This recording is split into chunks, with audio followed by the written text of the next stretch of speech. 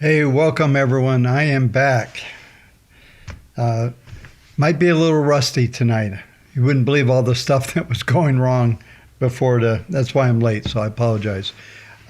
Anyway, was interesting to be away from the markets. I literally had a couple of days where I virtually had no internet even, so that was interesting. I've heard of getting unplugged. I got almost unplugged last week. I'd say mostly. Came in and out a few times. So anyway, thanks for all your patience. And, somebody made a comment on Twitter. I just a little filler here. Room's already filling up very quickly. But somebody made a comment, thanks for going out of town and crashing the markets.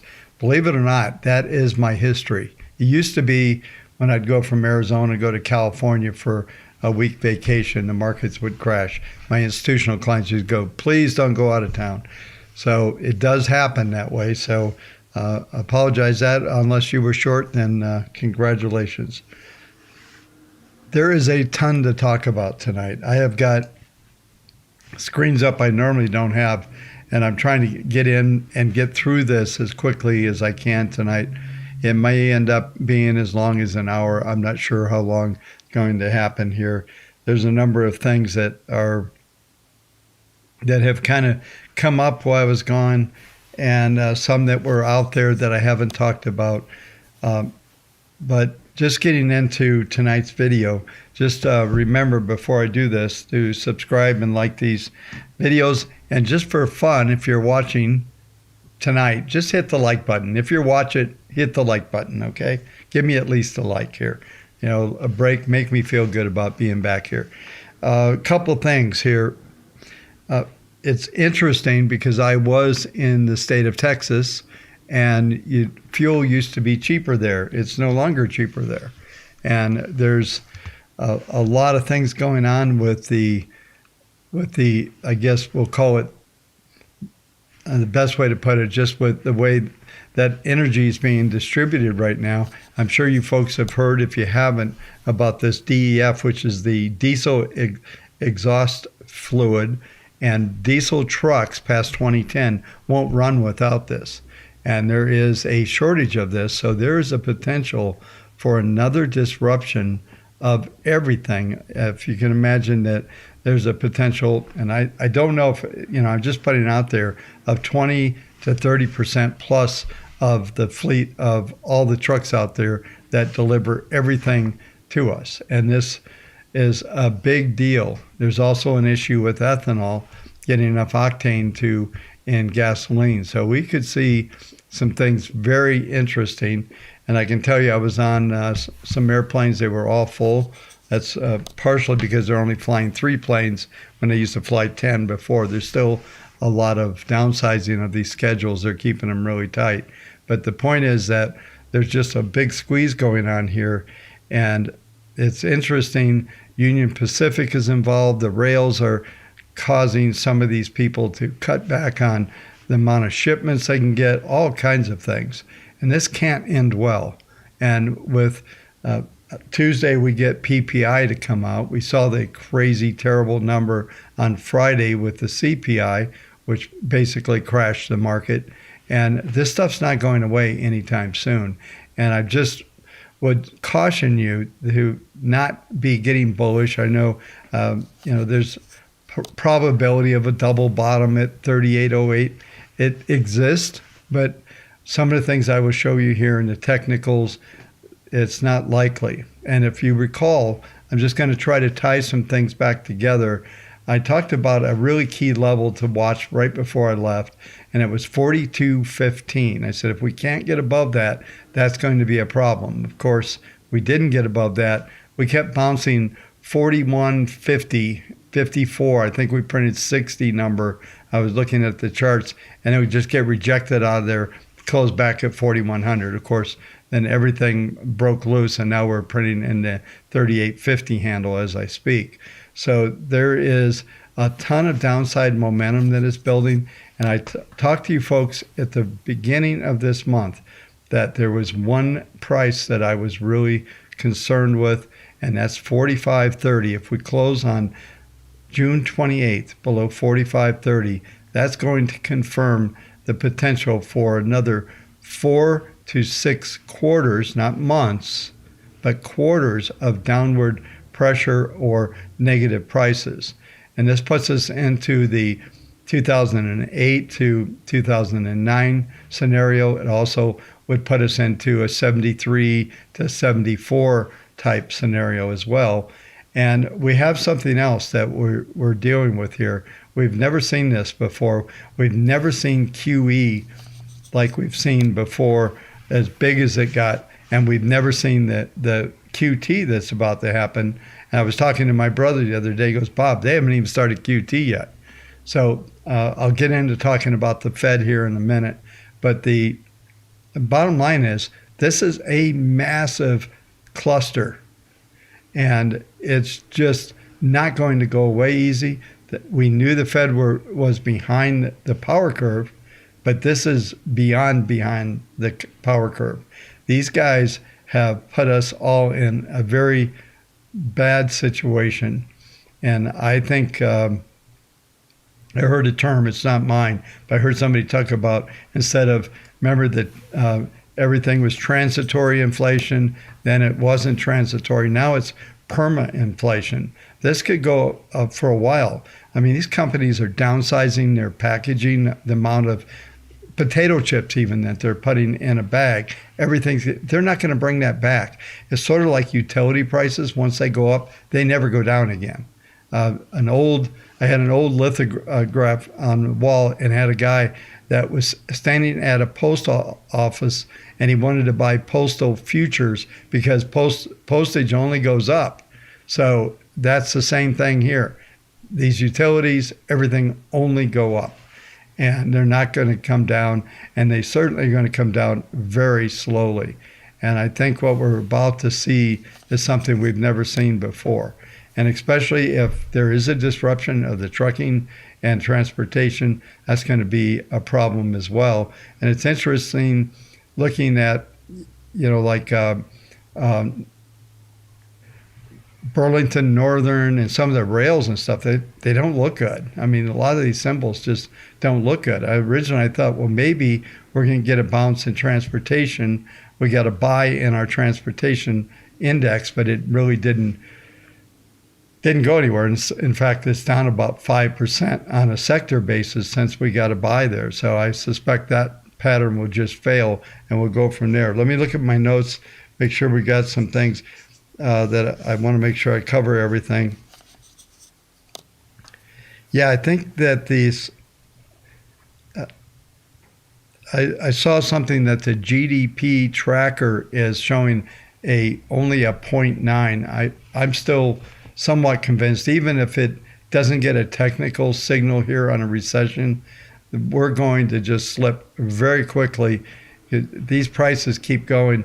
You know, crude went up to 122, 123.19, I think was the high print, roughly, while I was gone.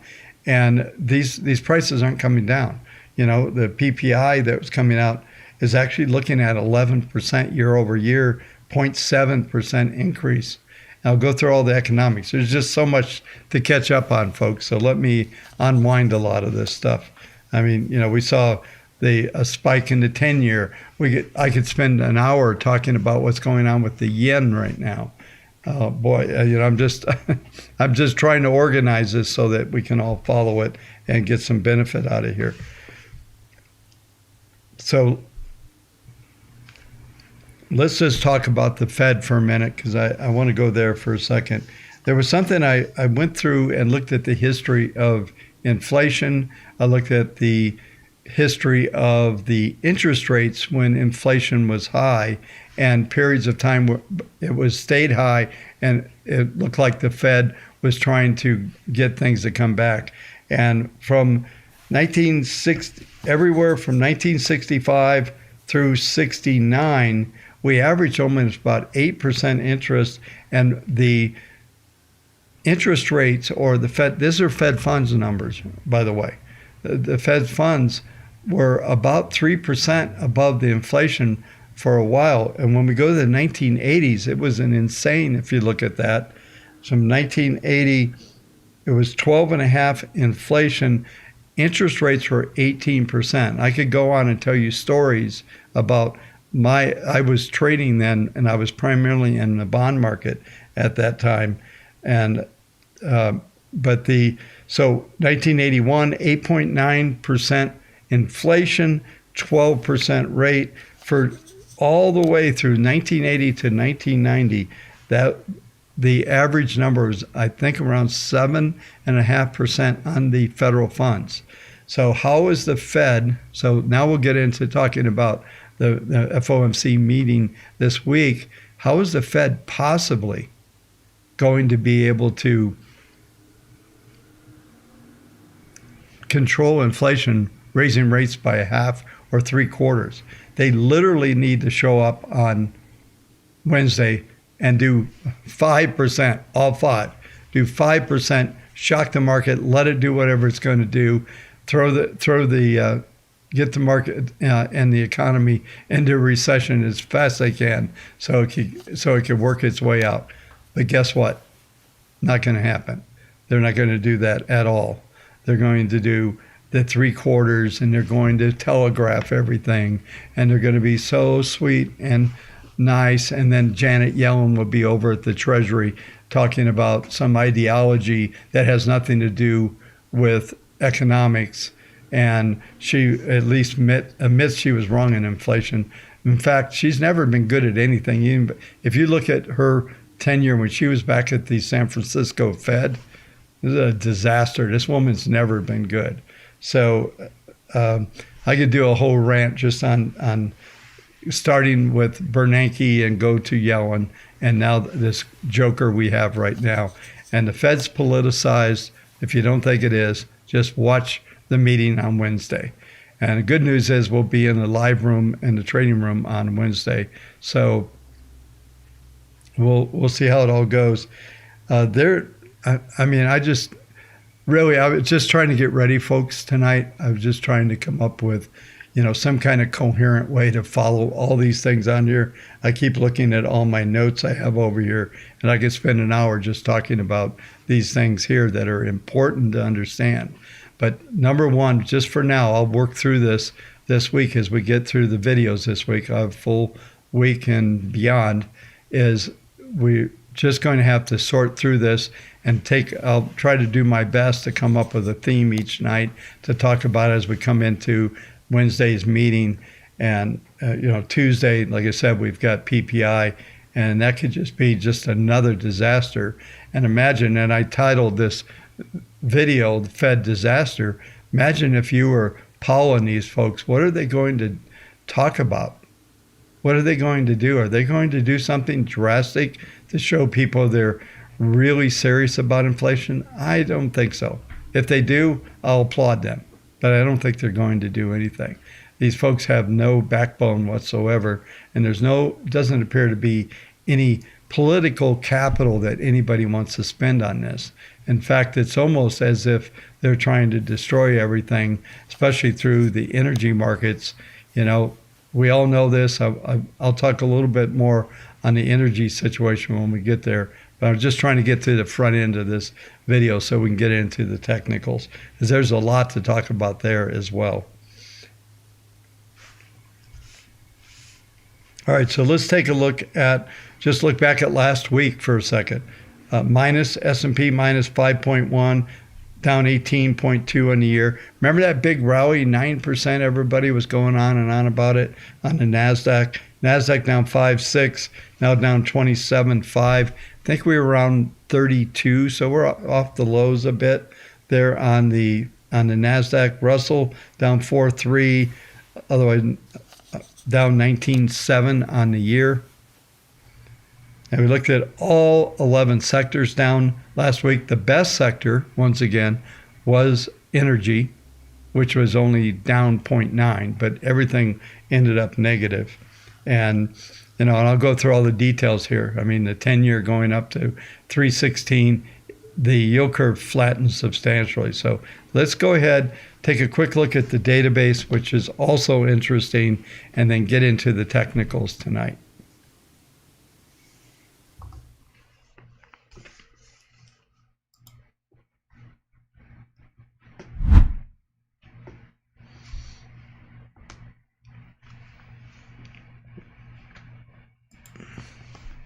Okay, so as we get into this, this is like an old screen setup. So bear with me a second here. Okay, here we go. Now it's refreshed. So we're at 43.71 on the daily. I'll talk about the weekly as well. There's really, you don't even need to look at it. It was around 11.5 when I left a week ago. It's now 10.35%, so it dropped, but there's literally nothing left to sell. There was 83 buys on a weekly and 309 sells. There's just, everything's gone. So here on the daily, though, we're still above that 42%, but we have for Monday's open 3,466 sell signals, 101 buy signals is all. So everything's getting liquidated. And as you know, the futures are down fairly decent numbers already tonight. We'll see how things settle in as I go through the technicals here in a minute. But there's literally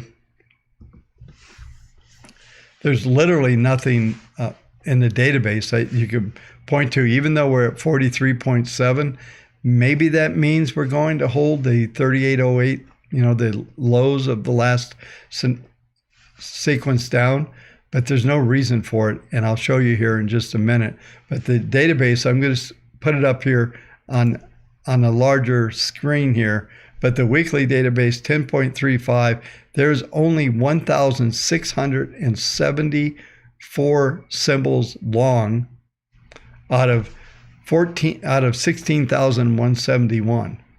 So there is 14,497 symbols. This is intermediate models that have no trend, no uptrend. Everything's down. And I can tell you the worst I saw it was in 2008. and coming into early '09, it got down to about 6%. I don't even know what's left to be sold. Like I said, there's 1,600 symbols. So the database is blowing out. There's no traction. It looked like we were going to get some kind of rally, that maybe a 2-week rally. Well, that all failed last week while I was out of town. So here we are. Database completely liquidated. Nothing to buy, nothing to do here but protect your capital. And, I just want to put something out there. And folks, I guess you need to understand that, cash is a position. I don't care what Ray Dalio says. Cash is trash. I'll tell you what, losing 8% in inflation is a lot better than dropping 20 or 30%. And we have strategies in our models that have been out in cash since December 17th and the following week. I think it was the 27th or something like that, of whatever that Monday was after that week, have been in cash. And so we've been protecting capital. Those of you that if you go out and Google Advance and Protect, those are even my customers or former customers that are still using the story. But the point is that is what we've been talking about for years. When you get into declines like this, there's no defensive strategy. You don't buy defensive stocks in these type of scenarios. You get the hell out of it. You just go to cash. It's okay. This is temporary. Maybe it's 6 months. Maybe we get into 3 quarters. Like I said, 6 quarters in a row down from here.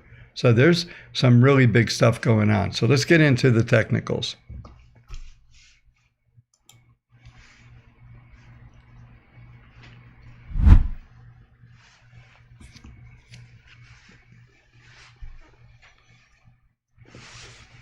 Yeah, I just see someone mentioning 1929.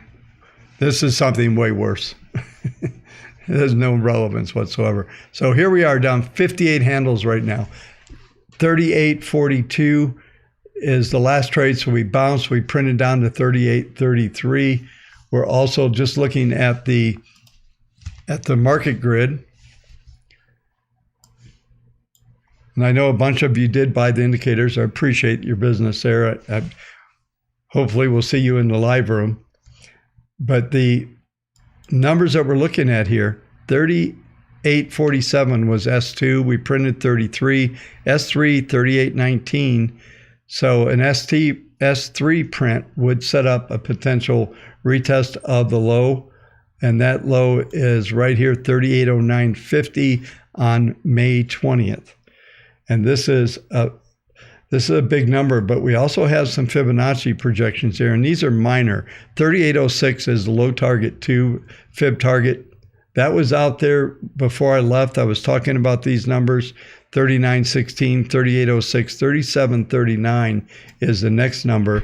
But if you look at the PPMs, minus 0.82, minus 0.21, minus 0.33. We're in full downtrend. We were never able to get over that 42.15. We did print up to, I'm just trying to find that high that we printed there. It was at, there was a 42.15 print or 12, something like that. But we're down here. We're hitting some Fibonacci targets, but let's get into the stuff that I really want to show you. So we're going to go a little bit longer term. So what we're going to look at here is we're going to go straight to the monthly. I also want to take off the market grid so we don't feel like there's some boundaries here.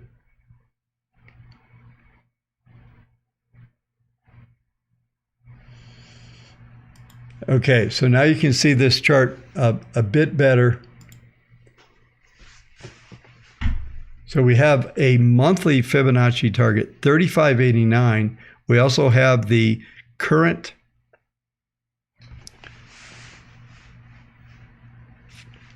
'40-month moving average, 35.81. So we have fib targets. Let me get the right fib target down here. Yeah, we have the fib target at 35.89. We've got a 40 period moving average at 35.81. So it's highly likely we're going to see this number on the monthly.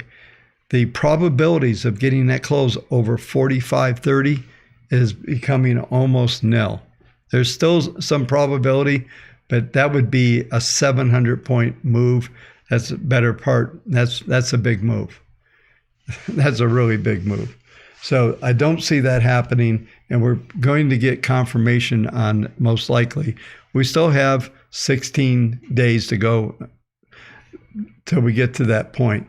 But this one I'm going to bring up next. I've got this chart hopefully all laid out for you. And we're going to tie together in this scenario here. This is the 3-month or the quarterly chart here. And if you look at the PPMs, I'm going to spread it back out. We are trading through the 10-period moving average. PPM 1 is still positive, but it's gone through first, second derivative. PPM 2 has done the same, and PPM 3 is through its first derivative. And this is a very negative configuration here on this chart. And I did have the long-term wave count up here. I'll just tell you that the top here is wave 5 of 5 of 5 going back to the 1800s.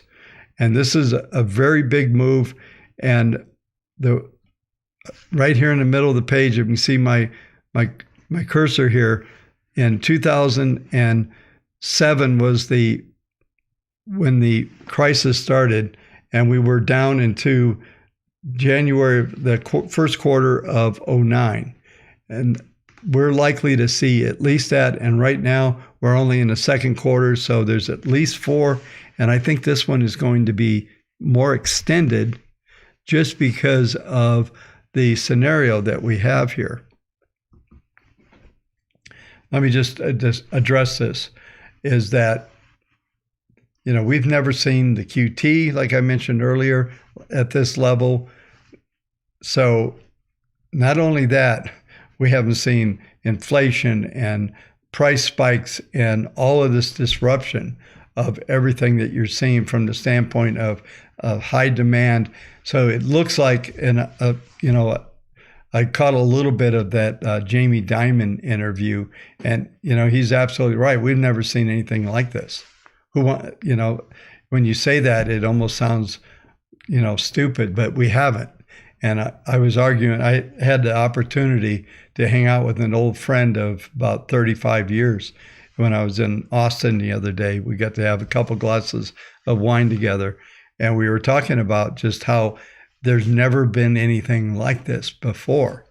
And it's the end. And I can tell you there's a frenzy that's going on in some of the real estate markets around the country. And, it's almost everything just acts like it's a high. And someday I'll have to go through a scenario, and I do some of this stuff on our live room, but talk about the frequency of trades that cause where you start to get higher frequency, it causes prices to move and get into a climactic type situation, as you would expect. And we haven't even seen that yet on this sell-off. This has been very orderly. I know it, 800 points down on the Dow Jones, that was a big day, but I'm talking about maybe a 2,000 point day down or something ridiculous that you never imagined could happen. But this long-term chart is going to be a focus for the next couple of weeks. So get ready to be tired of hearing me talk about this, because this is going to tell us a lot about the next year and as much as a year and a half. And all of a sudden, we're going to be talking about 2024 elections and those type of things very, very soon. So this is really, really big, all of this stuff. So I just wanted to bring in some of the longer term perspective. So I think I would be able to flow, for the most part, a little quicker through the rest of the broadcast.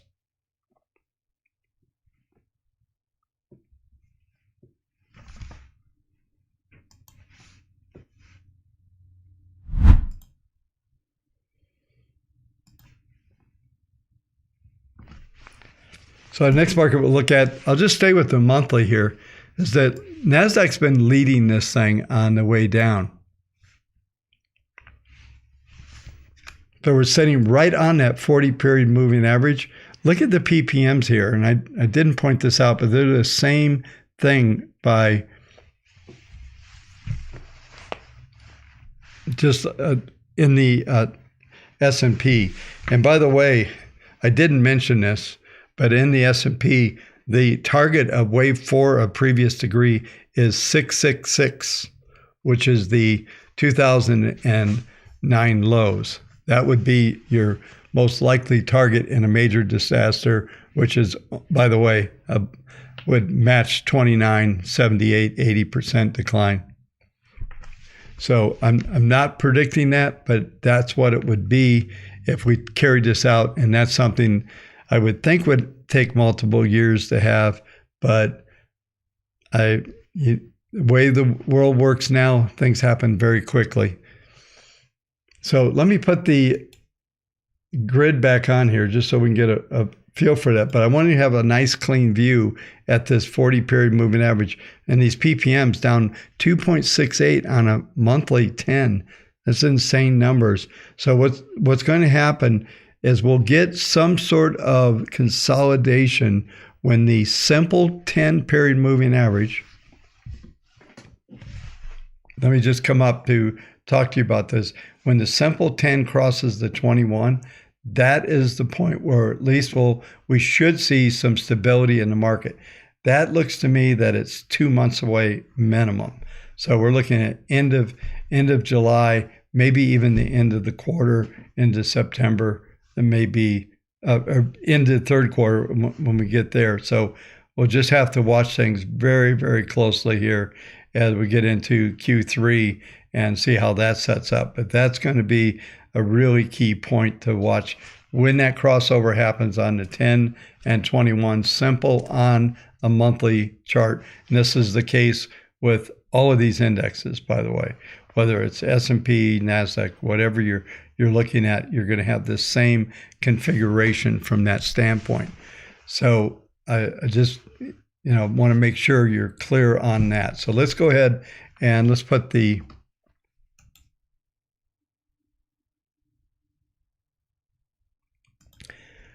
market grid back on, and let's go to a weekly first, and then we'll go top down.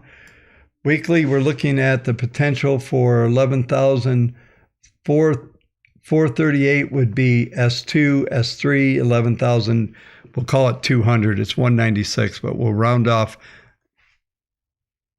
to the 11,200 level.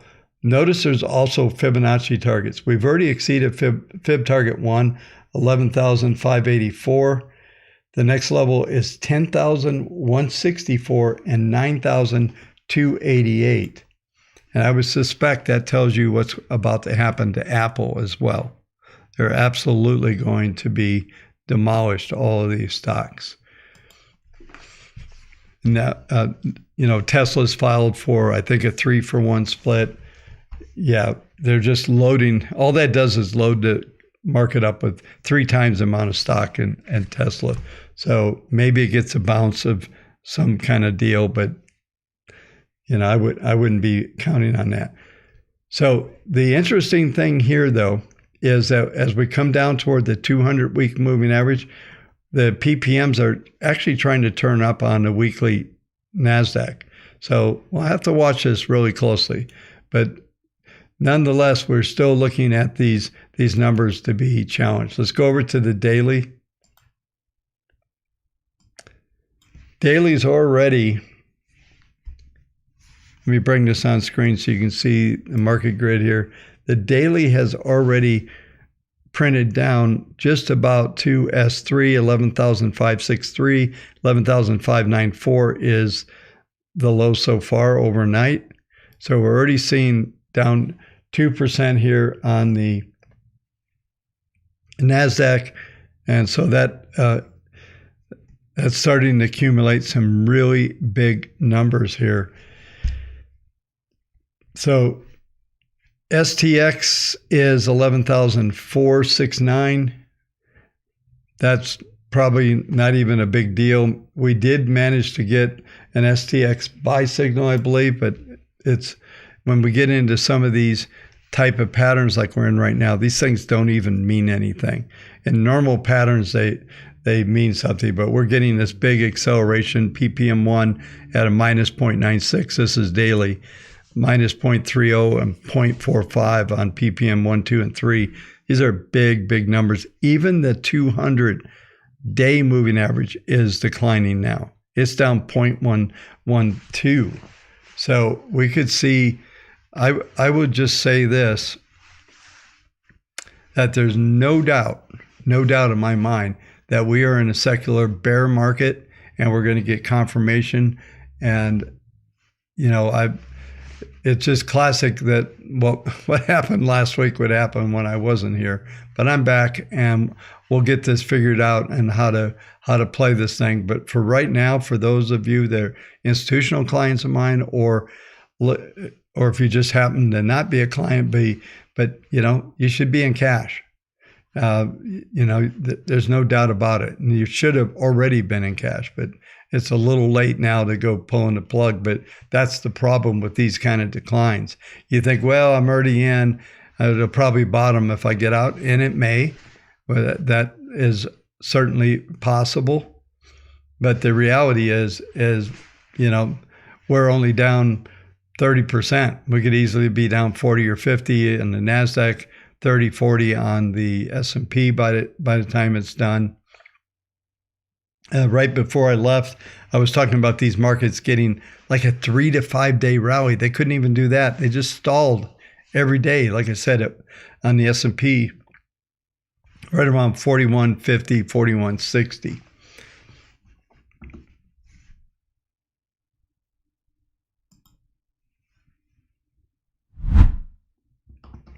All right, let's go to the Russell. This is the daily here.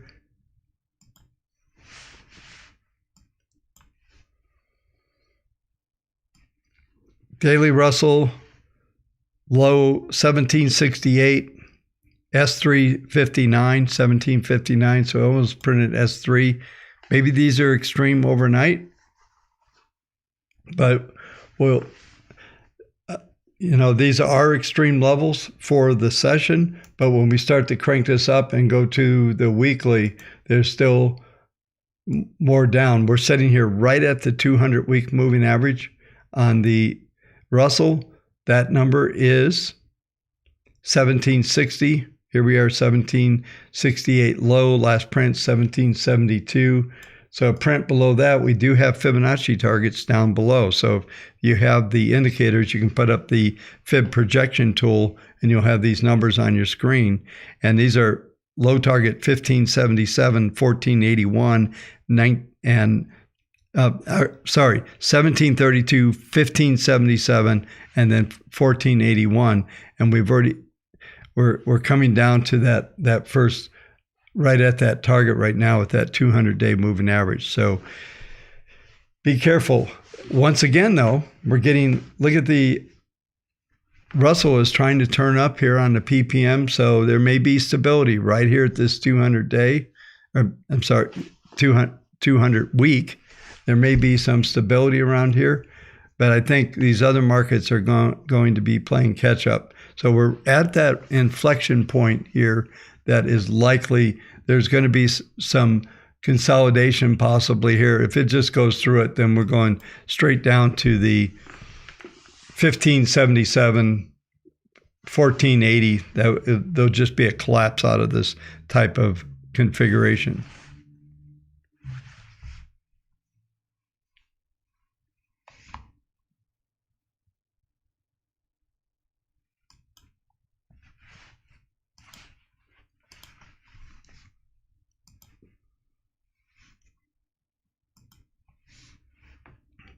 One second, please.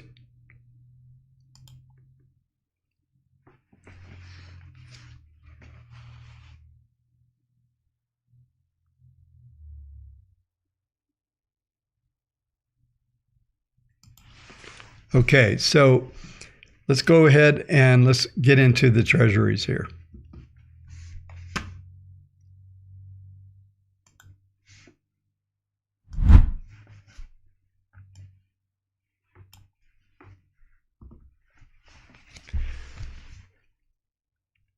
So this is the weekly 10-year. And I was talking about that rising 10 right into the market grid. Well, that happened. We actually traded all the way up to the top end of the market grid. RTX 3.14. We went out at 3.15. I looked at the overnight on the 10-year, and I believe we were printing like 3.19 just a little bit ago. I'm checking that as I'm speaking here. 3.197 actually. So we're looking at 320 here. And I'm going to bring up, I believe it's the weekly chart, because I showed this a while back. This is the weekly, the daily chart.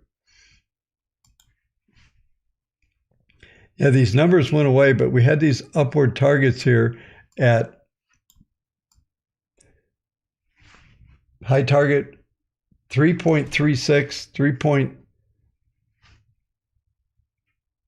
3.75. And look at this acceleration here on the PPMs on the 10-year. This is just absolutely screaming. So this is the interesting thing. So let's go over and take a look at the yield curve. So yield curve inverted while I was gone on the 530. It's at minus 5.4 basis points right now on the 530. You can see this complete collapse. And all of a sudden, what we're looking at here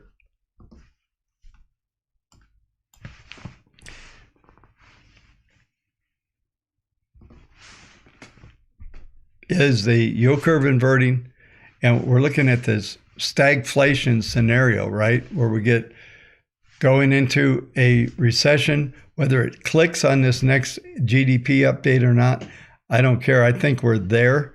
I think there's no way to avoid it with all the heavy duty. This energy cost is just crushing middle class and lower class people. They're just getting crushed on this, and it's no fun. I've got a 37-gallon tank on my truck. I have to use 2 credit cards to fill it up because they only let you do $100, right?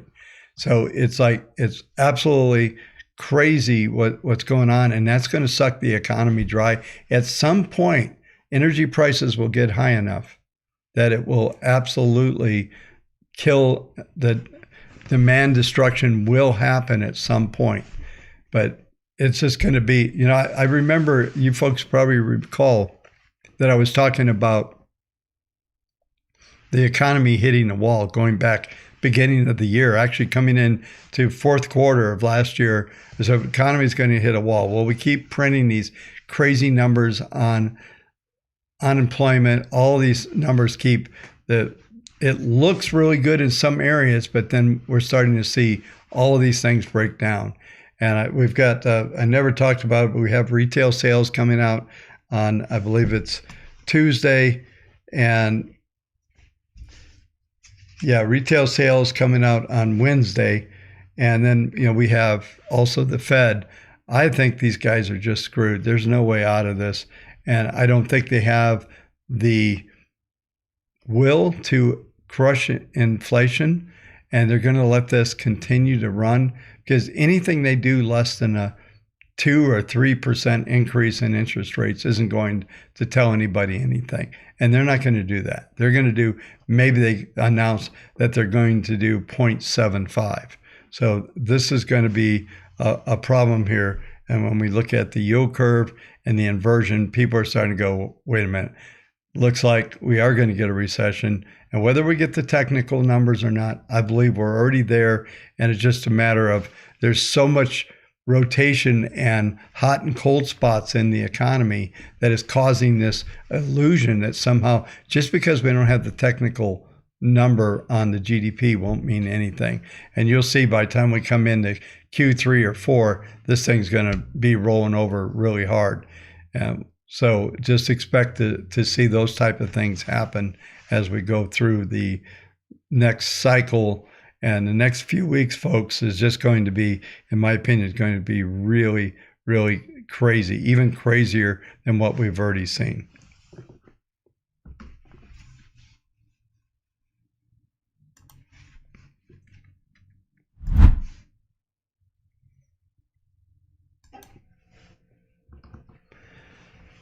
So let's go to crude oil. We're seeing it back off a little bit. We're seeing the PPMs roll over very quickly.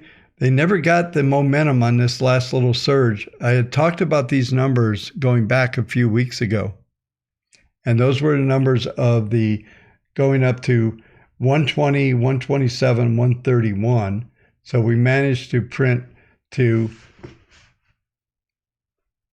the high I'm showing here. I think this is at 123.18 was the high. So we've rolled over here and we're seeing the PPM start to come down. There's not a lot of momentum on a short-term basis, but what's driving this market right now is the intermediate trends. And remember that rising 10 that I talked about? Well, that 10 is still going to be the key support. 110.30, it used to be 104, if you remember. At one stage, it was 96, so that number is climbing through the pattern. And the PPMs are still plus 2.19, 1.90, 1.7. These are big trend numbers that don't burn off very quickly. And so if you did print down to 110, 110.50, that's about all you're going to see on things here. And I see somebody mentioned the odd even days. I was in those lines as well. I remember them quite well. Depending on your license plate number, you could get that. You could get gas on one day. There was even odd days, and what would happen, you'd wait in a long line and you'd get there 2 cars back and they'd run out of fuel. You'd have to go to another line if you could. I actually was lucky enough, never actually ran fully out of gas. But anyway, this scenario is not going away. We're going to go over to the monthly chart here, and then we'll go forward. If you look at the monthly, just in the monthly market grid, 127, that matches with that fib target number. And then the other number is 134, 140. And this type of trend, we're looking at 7.25, 6.56, 2.82. We're getting that rising 10. In the next couple months, that rising 10 pattern is going to be in the monthly. And right now, that number is at 87. It's going up $6 per month. So that will be 93, then 100, and then all of a sudden we're going to be 106. And that's going to be your bottom of the support level for crude. And maybe we get some stabilization up here, but we've already seen that. We stabilized around 100 to 106. Now we went to the next level, and that spike that we had, we're still looking at the high spike was 125.83. If I got this number right on this nearest futures contract, we just went just about to a new high, so we're backed off a few bucks. But the momentum here is just huge. So that sloping up trend line or that moving average is going to be very substantial. 110.50s, the bottom. You see that? You can buy crude oil if you see that. I wouldn't sell it to go there, but I would definitely wait for that. But these PPMs are just way too strong.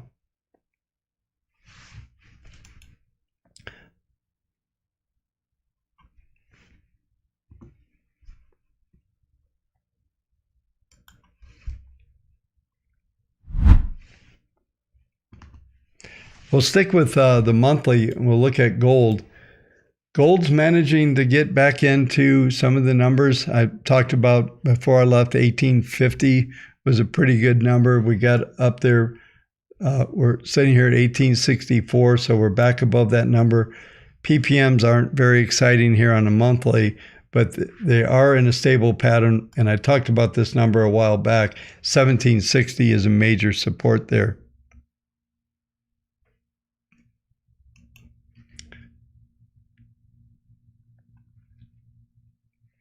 Let's go over to the weekly. Weekly pattern still very mixed, negative PPMs, nothing going on here, folks. I want to be bullish gold. There is the potential for a swing for all-time new high, but we're a ways away on this, and we're going to have to see some improvement in here.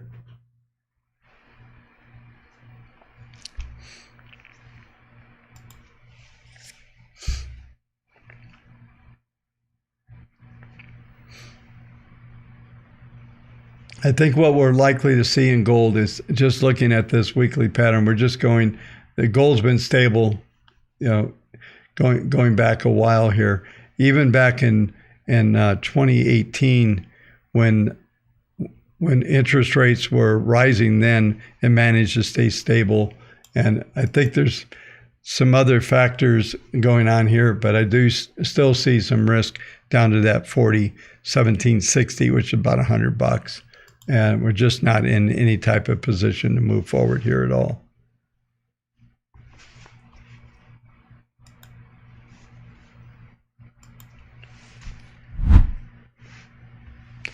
Okay, this is going to be the final market.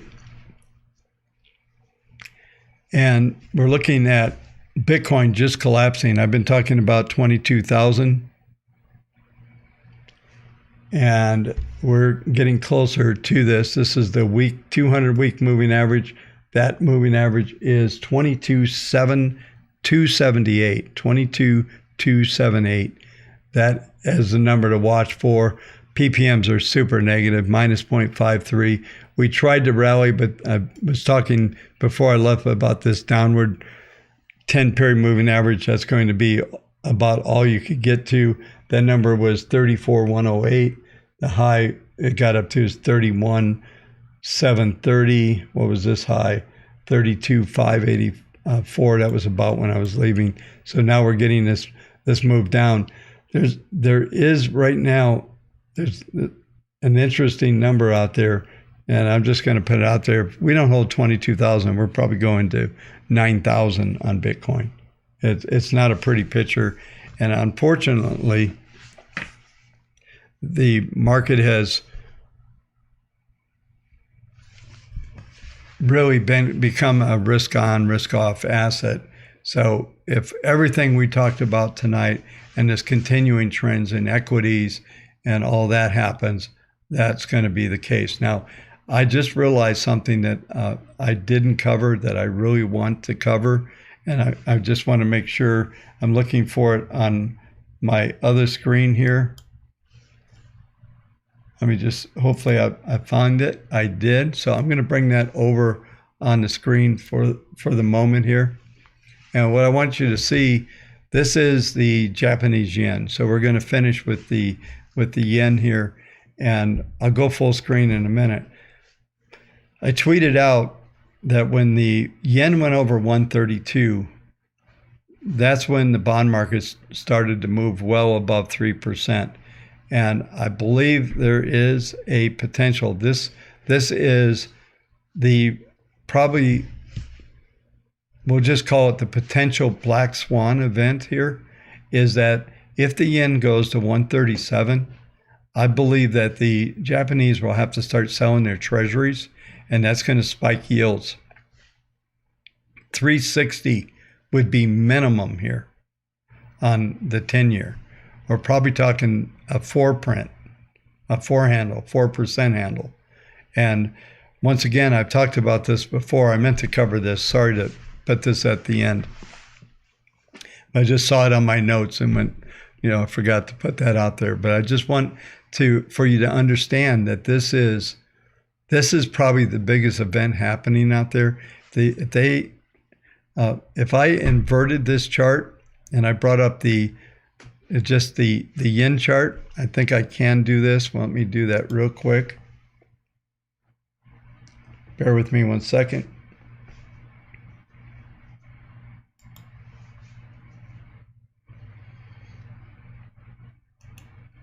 Yeah, let's put this up here just for fun. And this scaling doesn't do it justice, but let me go back to the weekly. but you can see this sharp decline on the yen. Now we're trying to get something to set up a bottom here, but we did that at basically the 130 level. We came back to about 126 a dollar. I'm going to go back to the other chart here. So we came back to about 126 here. This was that pullback, and then we just rocketed. And right now, Fibonacci projections on this chart on the yen, dollar yen, is 142 to 148. And if we get there, folks, it's interesting because they're not going to be able to save the yen. This is the problem. Is even if they go selling treasury, what that's going to do is spike interest rates more, probably make the US dollar even stronger. And it's just, there's no way for them to get out of this. And this is what happens. I guess this is maybe this is what almost 30 years of QE looks like and how it ends. We've been wondering for a long time how it ends. This may be how it ends. You know, everybody was going after the Japanese model, and maybe you don't want to follow the Japanese model.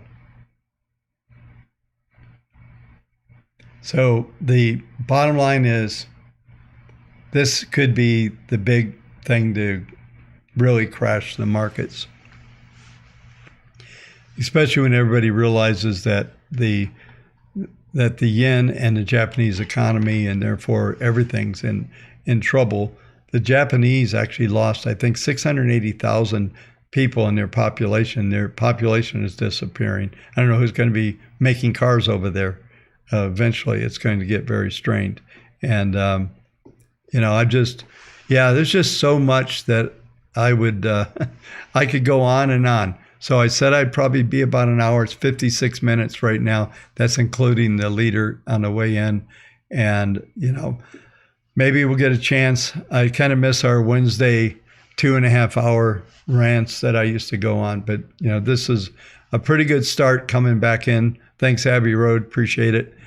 You know, there's just so much going on. This is a very, very dangerous time. Very incredibly treacherous from financial markets right now. And I think, you know, I'm just going to share just one more thing. When I was sitting with my friend the other day in Austin, we were talking about, and maybe it's some of you, but the millennials traders, the people that got into all of the meme stocks and the so-called, I'm doing air quote, growth stocks that were not growth stocks, which were hype stocks.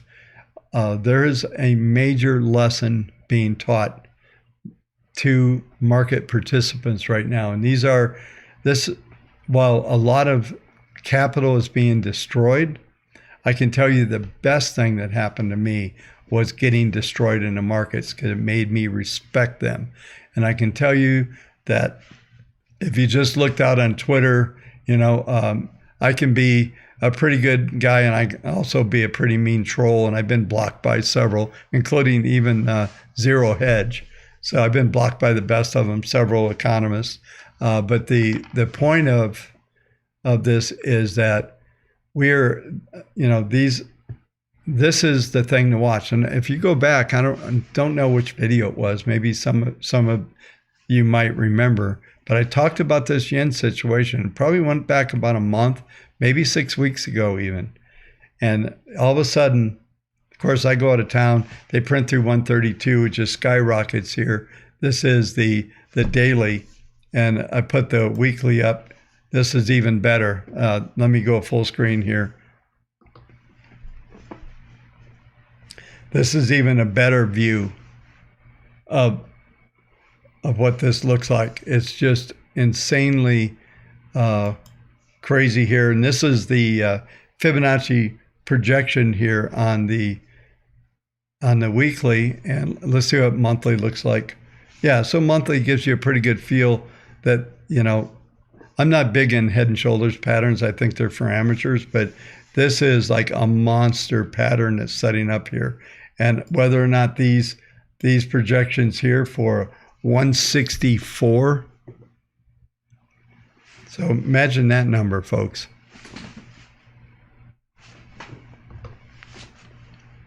Imagine having a $1 yen 164. That's the Fibonacci projection. I'm going to draw this in.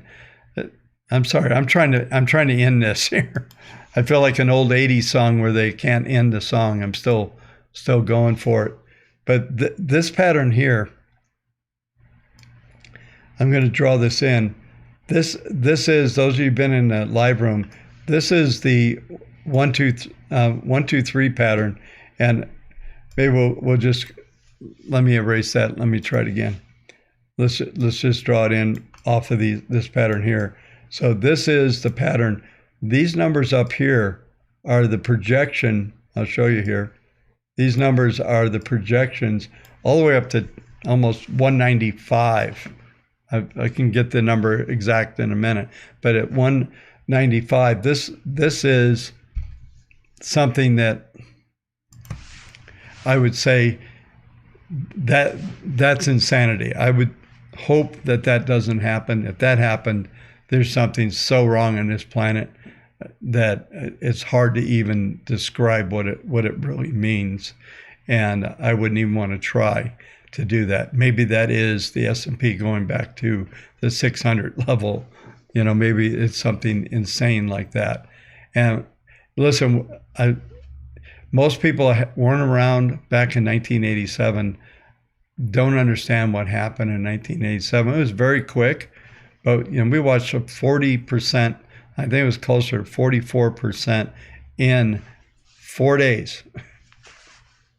44%, not a year, not a year and a half. In 2008 and 9, actually started in late 7. That was, 18 months. We're talking 4 days. So hopefully we don't see anything like that. I would just be really cautious taking any material positions in your accounts right now. Don't try to be a hero. What is it? There's old traders and bull traders, but there's no old bull traders. If you get too crazy, if you get lucky, you make a lot of money. If not, they just take you out. And that's what I'm talking about. There's a lot of people that are being taught lessons right now in this market.